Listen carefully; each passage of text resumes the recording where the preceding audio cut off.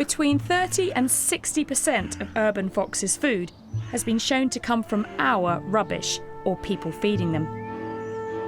But given the choice, would foxes select human food or a more traditional, natural diet? To find out, with advice from experts, I'm going to test various foods on the foxes that visit this garden. Duck eggs, berries and worms as natural options, and sausage rolls and bread and jam as a human choice. Now let's see what they go for first. The foxes here are sometimes given leftovers as it gets dark. Feeding foxes is controversial. Experts warn it must only be done occasionally, away from the house and with small amounts of scraps.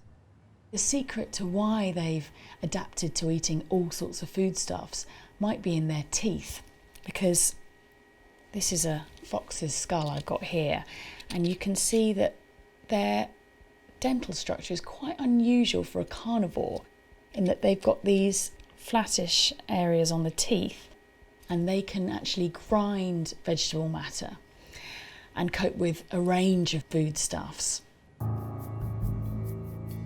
In the garden, it's all quiet until 10:30 p.m. It's just out there, I can see it. Oh my goodness me, it can almost see me. Went straight for the eggs. True to form, the raider of the hen house goes for the eggs. But what happens next is very telling. He goes for the sausage rolls. So he's had the eggs, he's had the sausage rolls. He's taken a piece of bread and jam. Well, that's really interesting. He's rejected the worms. Coming back. Sniffing the berries. No, doesn't want any of the berries. Wow, these are seriously fussy foxes. Over 5 nights, the same happens. The foxes select the egg, then the human food. But each time, they reject the fruit and the worms. Which is surprising, because these natural foodstuffs can make up over 1/3 of a fox's diet.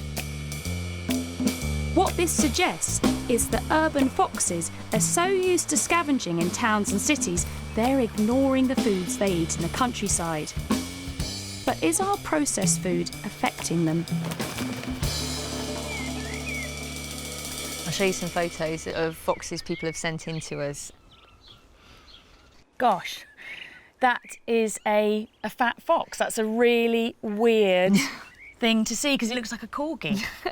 It's very rotund. An animal with that much fat on it is probably going to have some issues with regards to heart capacity, going to be able to compete with other foxes, might be more susceptible to diseases, lower immunity. A fat fox is not a healthy fox. So is our behaviour altering their behaviour? I think it is. It's changing their activity patterns, and also it's changing their sort of perceptions of us. And are they becoming more bold? Yes, they're less afraid of us because they're seeing us as a food source.